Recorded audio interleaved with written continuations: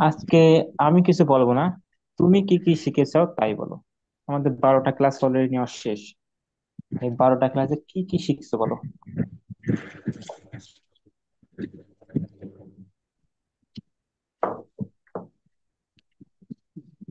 আমার আজকে কাজ হচ্ছে দেখা যায় তুমি কি কি পারো। বলো, কি থেকে আমরা শুরু করছিলাম?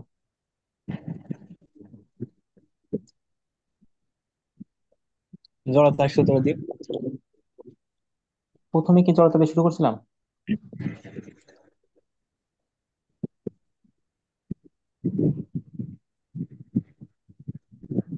ও ভরবেগ।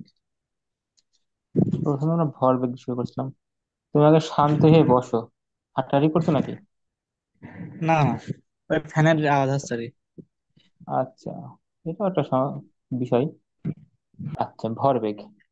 ভরবেগকে আমরা কি দ্বারা প্রকাশ করি?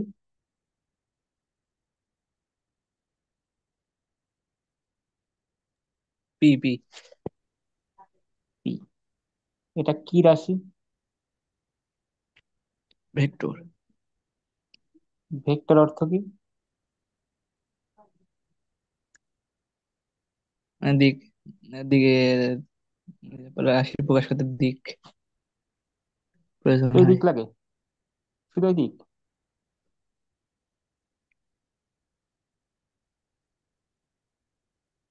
শুধু কি দিক, নাকি আরো না, কিছু আছে? আরো কি? ভর। ভর?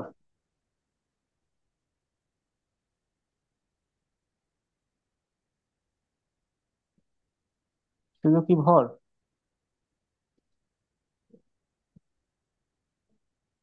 ম্যাগনিটিউড লাগে, বা দিক এবং মান। একটা ভেক্টর রাশিকে সম্পূর্ণভাবে প্রকাশ করার জন্য আমার দিকও জানতে হবে, মানও জানতে হবে। জি। তাই তো? জি। এখন তুমি ভরবেগ দ্বারা কি বোঝো? কি বোঝো? ভর ও বেগের গুণফল। আহারে, এটা তুমি কিছুই বোঝো না। এই ভর এবং বেগের গুণফল দ্বারা কিছুই বোঝো না। মানে আমি যদি বলি, ও আরো তিন ইয়ে লিখে দিলেন। কি? ক্ষতিগ্রস্ত করার ক্ষমতা নির্দেশ করে।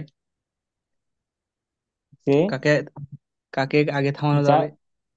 আচ্ছা, যার ভরবেগ বেশি তার কি করা যাবে জানো? থামানো সহজ?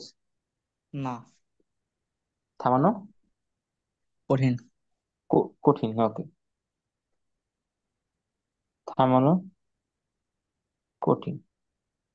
আবার যার ভরবেগ বেশি সে অবশ্যই কম ক্ষতিগ্রস্ত করতে পারবে, তাই তো?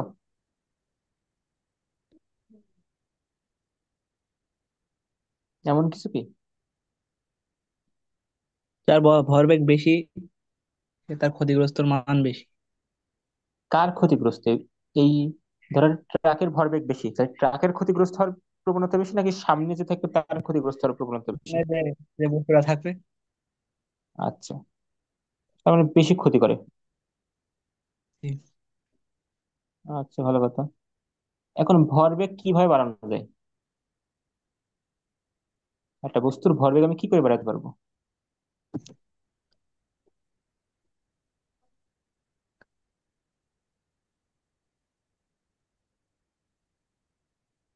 বলো, একটা বস্তুর মানে ভরবেগ আমি কি, হ্যাঁ, কি ভর করব? বাড়াতে হবে। ভর বাড়াতে হবে। তুই কি ভর বাড়াতে হবে নাকি আরো কিছু বাড়ানো যায়? বেগও বাড়াতে হবে। আচ্ছা, মানে ভর বাড়ালে ভরবেগ কমবে না বেগ বাড়ালে ভরবেগ কমবে?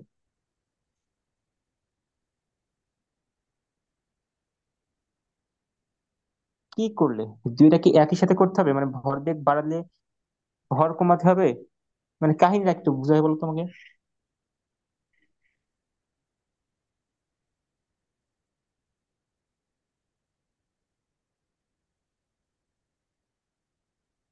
কাহিনী কি ছিল? হুম,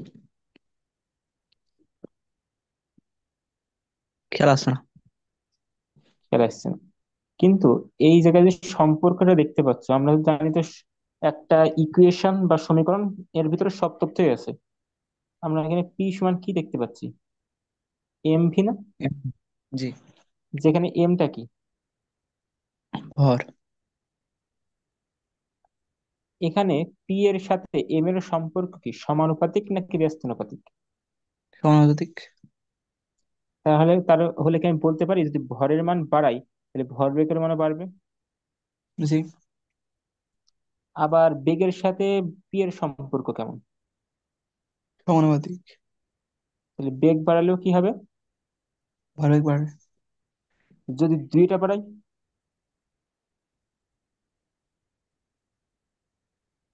যদি তাহলে তো ভরের আরো বেগ বাড়বে। দুইটা বাড়াই তাহলে আরো জি। বাড়বে, জি ঠিক আছে। যদি দুইটা কমাই, ভরবেগ কমবে। ভরবেগ কমবে। যদি একটা বাড়াই আর একটা কমাই, তাও তাও বাড়বে নাকি? উম, তখন নির্ভর করবে যে কোনটার মান কেমন। জি। তখন মানে আমি মানের, সরাসরি বলতে মান। পারবো না। জি। ওকে। আমাদের ভরবেগ কখন পরিবর্তন হয় না?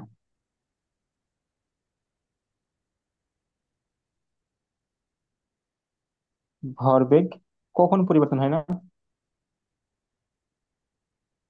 বলো তো? ভর এবং বেগ একই হলে। ভরবেগের পরিবর্তন হয় না কখন? ধরো আমাদের স্বাভাবিক ক্ষেত্রে একটা বস্তুর কি ভর বাড়ে না? একটা বস্তু চলমান থাকলে বস্তুর ভর বাড়ে না নর্মাল কেজে। কারণ আমাদের ভর নিয়ে কোনো কাজ নেই, আমাদের কাজ এখন কি নিয়ে?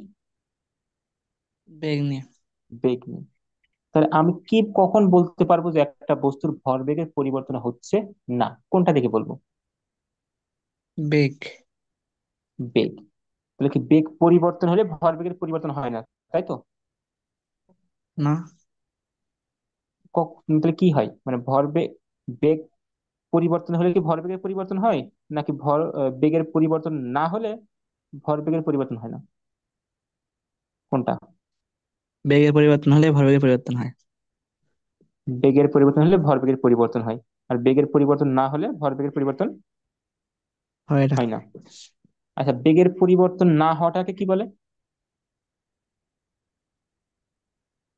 বেগ যদি পরিবর্তন না হয় এটাকে আমরা কি বলতে পারি? বেগ কেমন আছে?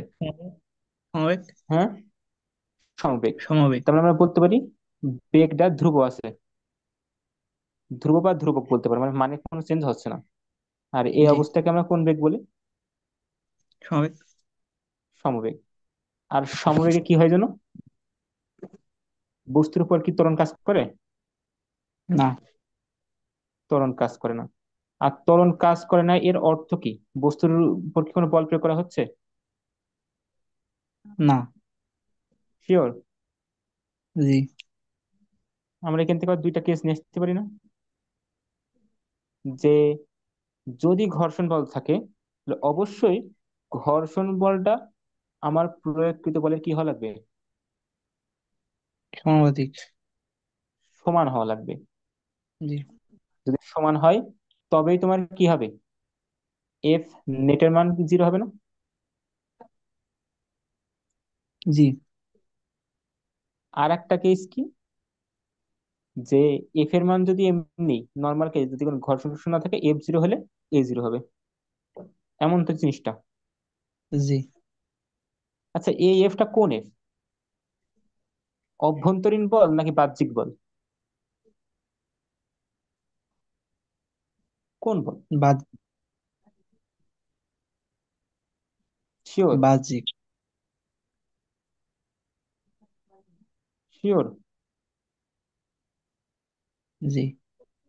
বাহ্যিক বল কেমন, ধরুন একটা উদাহরণ দাও তো, যে আমি এইটাতে বাহ্যিক বল বুঝি।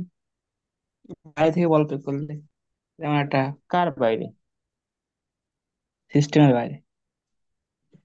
সিস্টেম কাকে ধরবো? তো এটা ধরেন সাইকেল, সাইকেলকে আমি ধাক্কা মেরে দিলাম কোন জায়গা থেকে? পেছন থেকে। পিছন থেকে। তাহলে তুমি যে বলটা প্রয়োগ করছো সেটা কি বল? বাহ্যিক বল। আচ্ছা, অভ্যন্তরীণ বল কি হওয়া সম্ভব? না। মানে অভ্যন্তরীণ বলের একটা কাহিনী বলতে পারবো, যেমন অভ্যন্তরীণ বল এমন হয়? বলো। যেমন বাসের ভিতরে ভিতরে ঠেলা দেওয়া হুম। হয়। হুম। তাহলে অথবা ওই ওই বল অভ্যন্তরীণ বল হবে, তাই তো? জি। আচ্ছা, এই বলটার ফলে কেন ত্বরণ হয় না? এই বলটার ফলে ত্বরণ কেন হয় না?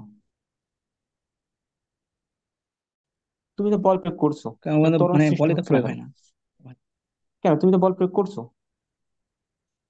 তুমি তো ঠেলছো, তুমি তো বল তো জি। প্রয়োগ করছো। তাহলে ত্বরণ তো হওয়ার কথা, সেই ত্বরণটা হয় না কেন? কারণ বস্তুর পরে মানে অবস্থান পরিবর্তন হয় না। কেন হয় না? আমি জানতেছি কেন হয় না।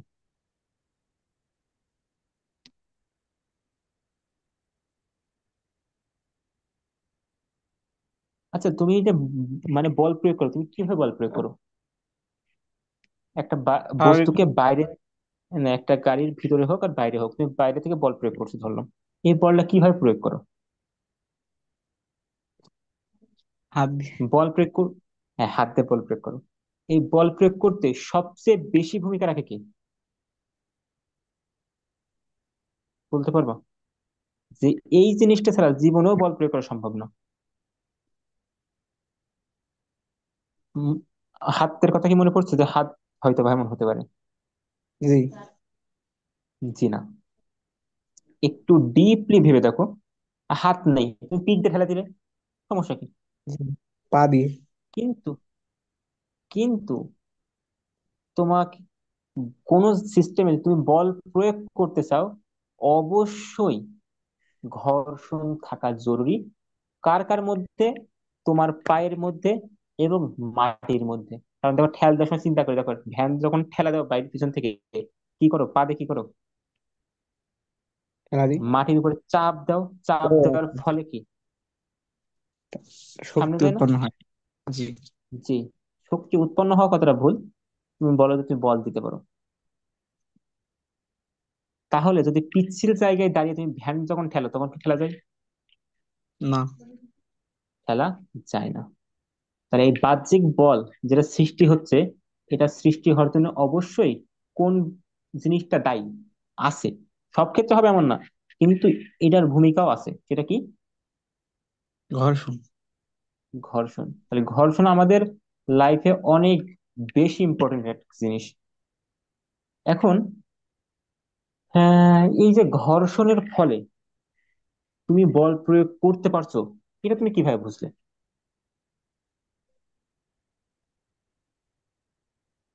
মানে ঘর্ষণ তোমাকে কিভাবে সাহায্য করছে? ঘর্ষণ আমি মানে যে বলটা প্রয়োগ করছি হুম। কিসে? মানে কোনো বস্তুর উপরে, হ্যাঁ। তখন ঘর্ষণও মানে আমার, আমি যেদিকে বল প্রয়োগ করছি তার বিপরীত দিকে বল প্রয়োগ করছে। জিনিসটা কেমন হচ্ছে আসলে একটু ভেবে দেখো তো। যখন ভ্যান ঠেলো, একসাথে দুই জায়গাতে ঠেলাঠেলির কাজ চলে। এক, তুমি হাত দিয়ে ভ্যানকে সামনের দিকে ঠেলো, পা দিয়ে মাটিকে পিছের দিকে ঠেলো, জি। তাই কি? তাহলে তুমি ওই যে পা দিয়ে মাটিকে পিছের দিকে ঠেলছো, ফলে নিউটনের তৃতীয় সূত্র অনুযায়ী মাটি তোমাকে কোন দিকে ঠেলছে?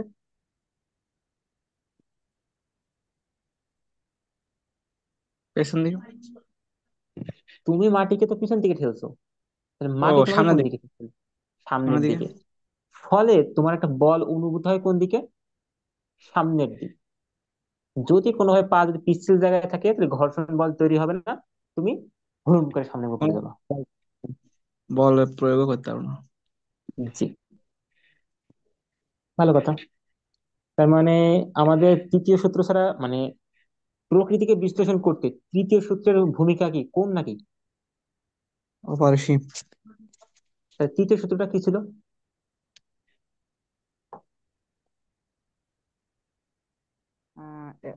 এফ সমান G into M one M two by. না, নিউটনের তৃতীয় সূত্রটা ভুল বলছো। কি ছিল?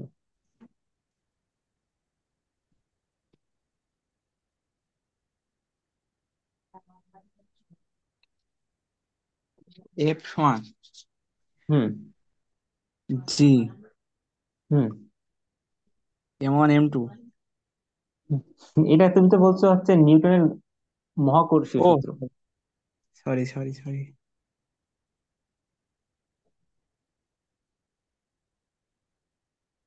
কি কি ছিল?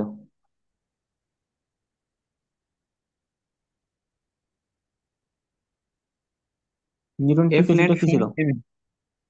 তাই নাকি? তাহলে দ্বিতীয় সূত্র কোনটা ছিল?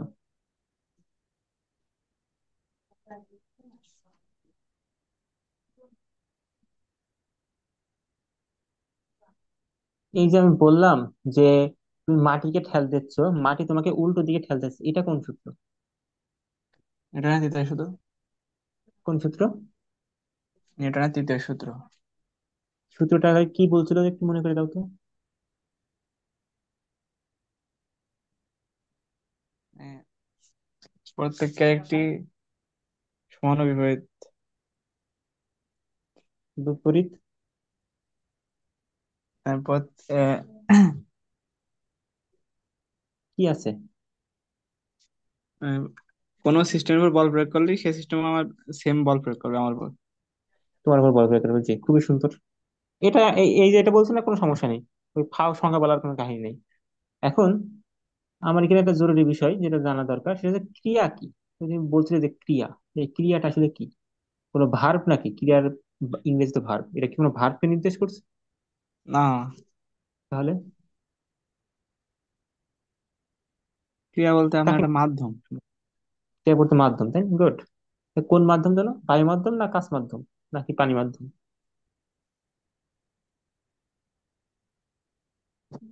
কোন মাধ্যম?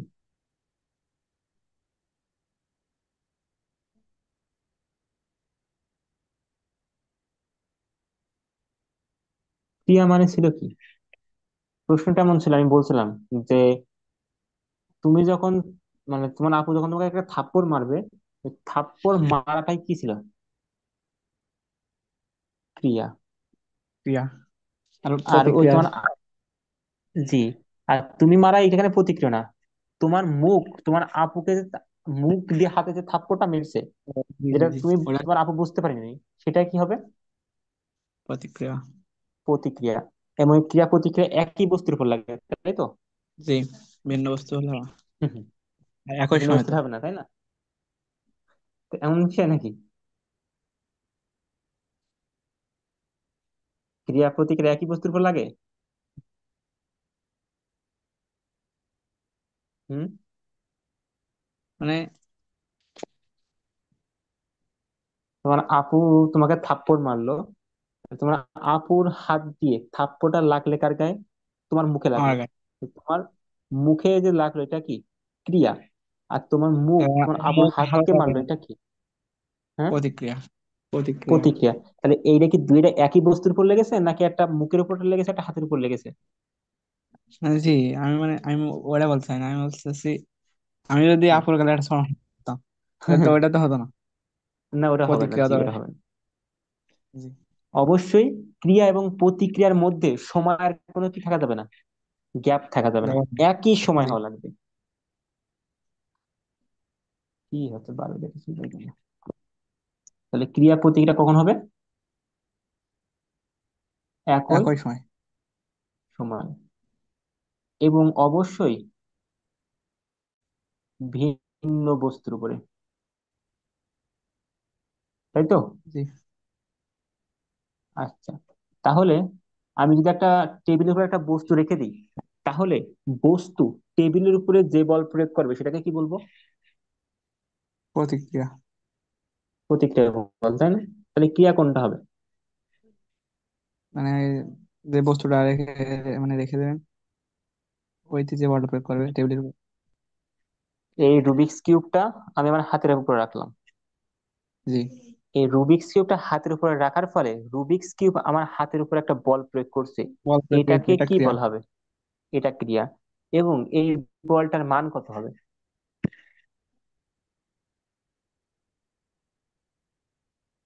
রুবিক্স কিউবটা আমার হাতের উপর রাখলাম, ফলে আমার হাতে একটা বল প্রয়োগ করছে, এই বলের মান কত হবে?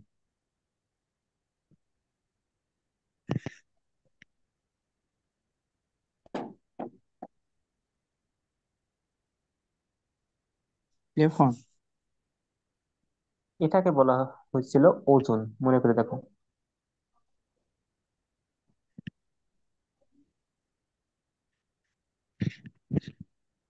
এটাকে কি বলে? ওজন। ওজোন। এবং ওজন, ওজন কি এক প্রকার বল নাকি ভর? বল। মা, আমি যে বলি যে চুপ করে থাকতি বা আস্তে কথা বলতি।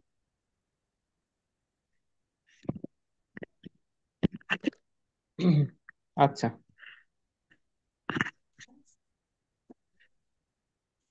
বলছিলাম, ওজন কি ভর নাকি বল? বল। শিওর তো? জি। আচ্ছা, তাহলে বল সমান কি হয় জানো? এফ সমান এম এ। M A. তাহলে ওজনের ক্ষেত্রে কি হবে? সমান এম জি। ডব্লিউ সমান এম জি। খাতা দেখে বলছো তাই তো? না না, এটা আমার মুখস্থ ছিল।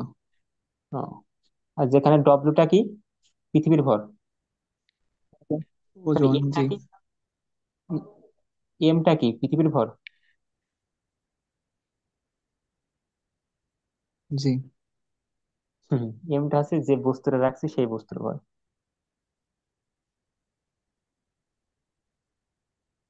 কার ভর? বস্তুর। বস্তুর ভর। কোনো আর সমস্যা নেই। ডাব্লু। ডাব্লিউ হচ্ছে বস্তুর ওজন। মানে রবিস কিউবের। এখন, হ্যাঁ, রুবিক্স কিউবের ওজন, জি। এখন এই যে জিটা আছে, এই জিটাকে কি বলা হয় জানো? অভিকর্ষস্থ। অভিকর্ষ ত্বরণ। এর মান কত জানো? 9.8। কোন জায়গায় 9.8? পৃথিবীতে। পৃথিবীতে সব জায়গায় কি সেম? পৃথিবীর না। সব জায়গায় সেম। অভিকর্ষ ত্বরণ বের করার একটা সূত্র দেখছিলাম মনে হয় কিছুদিন আগে।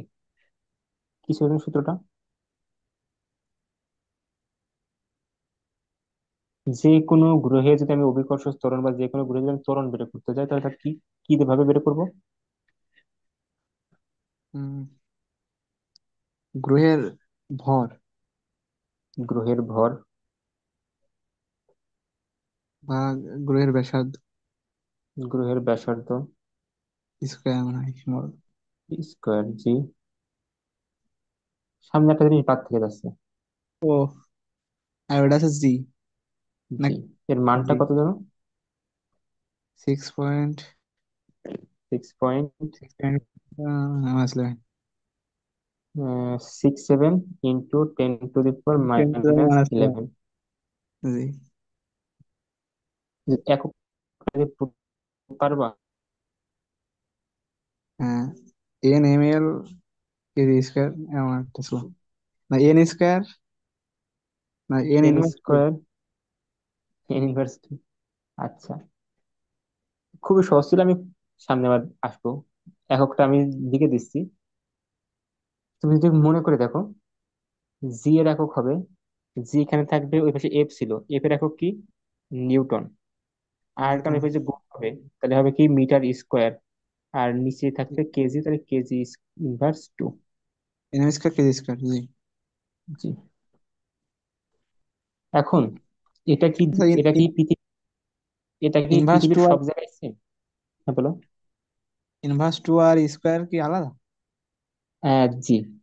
আমি যখন বলবো, এখানে ক্লিক করলে চলে যায় কেন? আচ্ছা, আমি যখন বলবো এম স্কোয়ার, তাহলে এটা দ্বারা বোঝাবে এম গুণ এম। কিন্তু আমি জি। যখন হলো মিটার ইনভার্স টু, বা 1/মিটার স্কোয়ার, এটা দ্বারা বোঝাবে 1/মিটার স্কোয়ার। এটা দ্বারা আবার বোঝাবে 1/মিটার গুণ মিটার। সেই দুটোর মধ্যে পার্থক্য আছে। এই ইনভার্স বলে তখন মাইনাস আসবে শেষে পাওয়ারের। হ্যাঁ, ইনভার্স। জি জি, ইনভার্স যখন বলবো তখন মাইনাস হয়ে যায়। ইনভার্স মানে বিপরীত। আচ্ছা।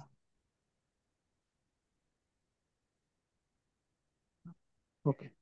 এখন এই যে এমটা তাহলে কি ছিল? গ্রহের ভর, তাই তো? জি। আর আরটা ছিল গ্রহের ব্যাসার্ধ। না ব্যাস? কোনটা ব্যাসার্ধ। ছিল? ব্যাসার্ধ, good. এই জি এর মান, এই যে ক্যাপিটাল জি, এটার মান তো চেঞ্জ হয়ে যায়, তাই না? না, না, ওর কোনো সবসময় চেঞ্জ কি নেই। থাকে? সেম। সেম থাকে, গুড। এখন আমি যদি মনে করো একটা পৃথিবী আছে আর চাঁদ আছে, মাঝখানে আসছে সব পানি ঢেলে দিলাম, তাহলে তো অবশ্যই জির মান চেঞ্জ হবে। না, না, জির মান কোনো চেঞ্জ নেই। জির মান চেঞ্জ হবে না। তাকে কি বলা হয় জানো?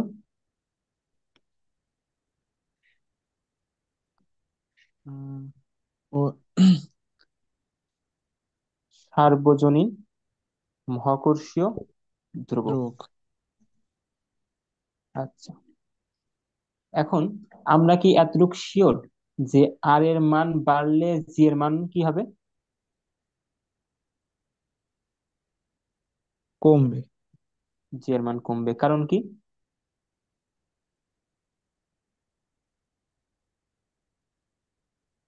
কারণ এটা কারণ ব্যস্ত না।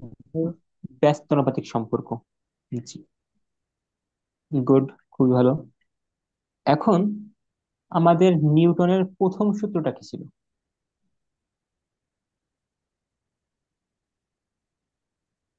জড়তার সূত্র। নিউটনের প্রথম সূত্র ছিল জড়তার সূত্র। জড়তার সূত্রটা কি বোঝায় জানো? বাইরে থেকে বল প্রয়োগ করা নাহলে স্থির বস্তু স্থির থাকবে। বাইরে থেকে বল প্রয়োগ না করলে স্থির বস্তু স্থির থাকে। তাহলে এফ সমান যদি জিরো হয়, অবশ্যই ইউ সমান জিরো হবে। এটুকুই তো শেষ নাকি? এখানেই কি শেষ, নাকি আরো কিছু আছে? আর আর কিছু আছে। সেটা কি ছিল জানো? সমবেগে চলতে থাকলে সমবেগে চলতে থাকবে, মানে সরলরেখায়। জি, গতিশীল বস্তু সমবেগে গতিশীল থাকবে।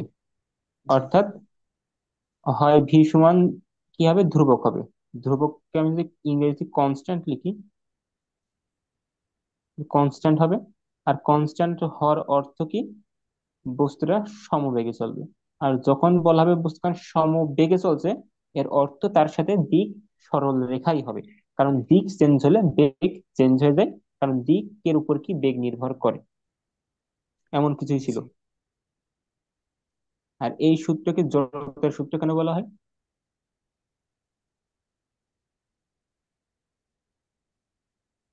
কারণ এটাকে জড়তার সূত্র বলে কেন? কারণ আমার বস্তু স্থির, মানে স্থির বস্তু স্থির থাকতেছে, আর স্থির বস্তু গতিশীল স্থির বস্তু থাকতে চায়, গতিশীল। গতিশীল বস্তু গতিশীল থাকতে চায়। এটাকে আমরা বাস্তবে স্থির বস্তু স্থির থাকতে দেখি, সমস্যা নেই। কিন্তু বাস্তবে কি গতিশীল বস্তু গতিশীল থাকে? মানে পৃথিবীতে থাকে না, কোনো কোনো কোনো না কোনো পৃথিবীতে কারণে থাকে না। থাকে। আচ্ছা, থেমে তাই আর পৃথিবীর বাড়ি থামবে না। জি। আচ্ছা, আহ এটা কে তুমি প্রমাণ করছিল? নিউটন। নিউটন প্রমাণ করছিল? এরকম বেঁকানো তল দেখি প্রমাণ করছিল? ও, কি জানো, দাঁড়ান, মনে হচ্ছে না। Galileo. Galileo, sir sir Galileo. উনি স্যার ছিলেন না, নিউটন স্যার ছিলেন। তো নিউটনকে স্যার বলতে পারো, sir Isaac Newton, but Galileo sir ছিলেন। ওকে, ভালো কথা। এখন ধরো তুমি বাসে বসে আছো, হুট করে বাস চললে তুমি কোন দিকে ঝুঁকে যাবে? সামনের দিকে। সামনের দিকে ঝুঁকে যাবে, কেন যাবা? গতি জড়তার কারণে।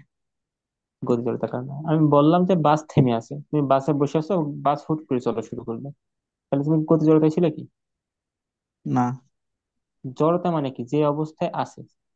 বাস থেমে আছে মানে কি, থেমেছিল, স্থির ছিল। স্থির। তাহলে এই স্থিতি জড়তা, স্থিতি জড়তা যদি হয়, তুমি যদি হুট করে সামনের দিকে যেতে চাও, তাহলে তোমার পিঠ কি করবে, পিছের দিকে চলে যাবে, মাথা পিছের দিকে চলে যাবে।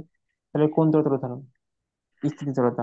আর তুমি কোন জি। দিকে হেলে যাবা, সামনে না পিছনে? পেছনের দিকে। পিছের দিকে হেলে যাবা। আর যদি গতি জড়তা মানে সামনের দিকে, মানে গাড়ি যে চলছে, হুট করে ব্রেক করা হলো, বা হুট করে ব্রেক চাপার কথাই ধরি, তাহলে কি হবে? সামনের দিকে ঝুঁকে যাবো। সামনের দিকে ঝুঁকে যাবো, গুড। এখন যদি এমন হয় যে গাড়ি চলছে, হুট করে আরো ব্রেক বাড়াই দিলে, তখন কি হবে? তখন কোন দিকে ঝুঁকে যাবো? ব্রেক না মানে ব্রেক। গতি আর বাড়াইছো, মনে করো তুমি 10 মিটার পার সেকেন্ড বেগে চলছিলে, হুট করে 500 মিটার পার সেকেন্ড বেগে চললে, কোন দিকে ছিল দাদা? পেছনে গো। পিছনের দিকে ছিল, গুড। এটা কোন, এবার কি বলবো, এটা কোন জড়তার উদাহরণ?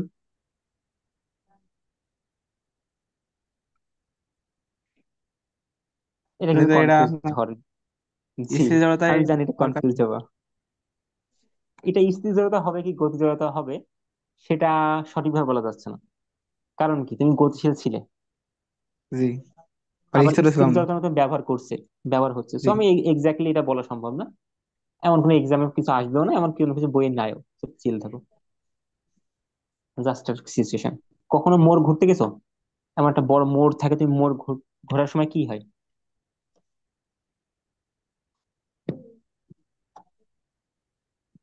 মোড় যখন ঘুরতে যাও তখন কি হয় আমার মনে হয়, একটু পিছে মানে, আমি যে এইভাবে ঘুরতে যাই, তখন আমার কাছে মনে হয় কেউ ওই মোড় ঠেলাই দিচ্ছে, এমন অনেক সময় হয়। ভ্যানে ট্যানে চললে জি, যে বুঝতে পারবো। কিন্তু এই সময় কি হচ্ছে, এই সময় কোন জড়তা কাজ করছে?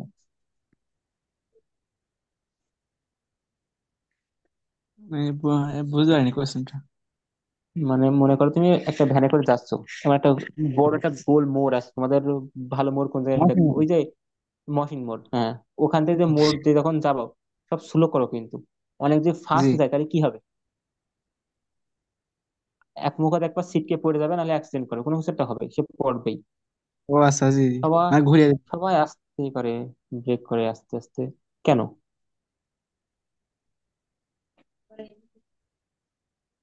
আমার ব্যাগ ঘোরানো যাবে না তো অত গতিতে, এই জন্য যাবে স্লো না করে। কিন্তু কেন? কেন? এটা হচ্ছে দিক জড়তার কারণে, ঠিক আছে। জি, সো এই একটা বিষয় গেল। এখন আমাদের নিউটনের প্রথম সূত্র, আপাতত এগুলো কথাবার্তা হবে, যেমন চাদর থেকে ঢিল মানে ময়লা ঝাড়া, এগুলো নিউটনের জি প্রথম জি। সূত্র ধরুন। ব্যাডমিন্টনের উপরে যে ধুলো রাখি। জি জি। এবার যদি আমরা সেই নিউটনের সেকেন্ড লতে, তাহলে নিউটন সেকেন্ড ল কি ছিল বলুন? এফ সমান এম, সরি, না না, এফ সমান এফ ডেল সমান পি এম এর বাই টি।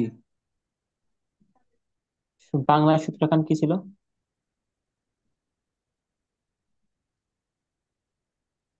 ভরবেগের পরিবর্তনের হার এর উপর প্রযুক্ত বলের সমানুপাতিক। সমানুপাতিক। বল যদি এবং হবে হ্যাঁ, সেদিকে হবে। মানে বস্তুর ভরবেগের পরিবর্তন যেদিকে হবে, বলের দিকও সেম দিক হবে। জি, আচ্ছা, তার মানে অবশ্য বল কি রাশি? ভেক্টর। ভেক্টর রাশি। বলের এককটা কি জানো? নিউটন। নিউটন। আর কোন একক কি আছে?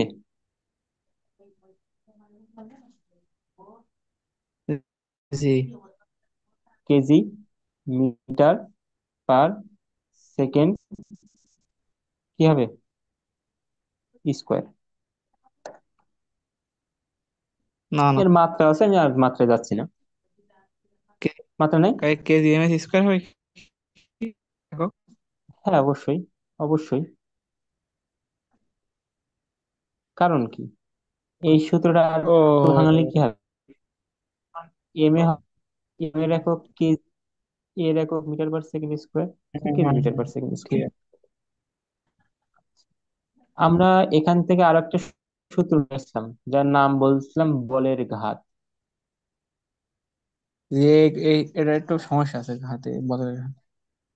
হ্যাঁ, এটা তোমার লাগবে না, বাট জাস্ট দিয়ে রাখছি, কোনো সময় এমসিকিউ যদি দিয়ে দেয় তাই। এই তো প্যারা নেই এটা নিয়ে। এই বলের ঘাতটা আসলে কি বোঝায়? এটা বোঝায় কোন একটা বস্তুর ভরবেগের পরিবর্তনের হার হবে ওই বস্তুর উপর প্রযুক্ত বল এবং যতক্ষণ দ্বারা বল প্রয়োগ করা হচ্ছে তাদের গুণফল।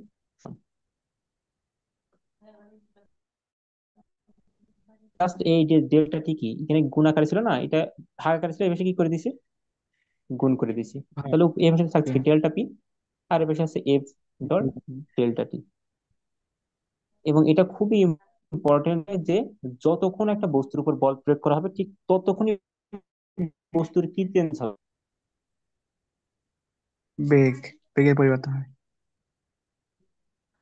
জি, বল যতক্ষণ থাকবে ত্বরণ ততক্ষণ বেগ। বাড়বে। ত্বরণ না, বেগ বলা ভালো। বেগ ততক্ষণ বাড়বে, ফলে ত্বরণ বাড়তেও পারে, আবার কনস্ট্যান্টও থাকতে পারে। এটা নির্ভর করে যে কেমন আমি বল দিচ্ছি, বা সময়ের সাথে সাথে বলের মানে কোনো পরিবর্তন করছি কি না তার উপর। ওকে। আহ এবার আসলাম আমরা নিউটনের সেই মহাকর্ষীয় সূত্র, তাই তো? জি। আচ্ছা, মহাকর্ষ আর অভিকর্ষের মধ্যে পার্থক্য কি ছিল জানো? অভিকর্ষ যে আপনার পৃথিবীর উপর যে মনে করে দেখো তো, দুটোর মধ্যে পার্থক্য বলছিলাম। বলছিলাম যে মহাবিশ্বের যে কোনো দুইটা বস্তু কণা একে অপরকে যে বলে আকর্ষণ করে তাকে বলে মহাকর্ষ বল। হোক সেটা রুবিক্স কিউব, হোক সেটা এই পেনের ঢাকনা, এই দুটোর মধ্যে আকর্ষণ বলকে বলা হবে কি? মহাকর্ষ বল। কিন্তু যখনই যে কোনো একটা বস্তুর সাথে পৃথিবীর আকর্ষণ নিয়ে আমরা কথা বলবো, তখন এদেরকে বলবো অভিকর্ষ বল। জি ক্লিয়ার। Okay. এরপর আমাদের আসলে ঘর্ষণ। আর তো এইগুলো টপিক পড়েছে, আর কিছু কি পড়েছি?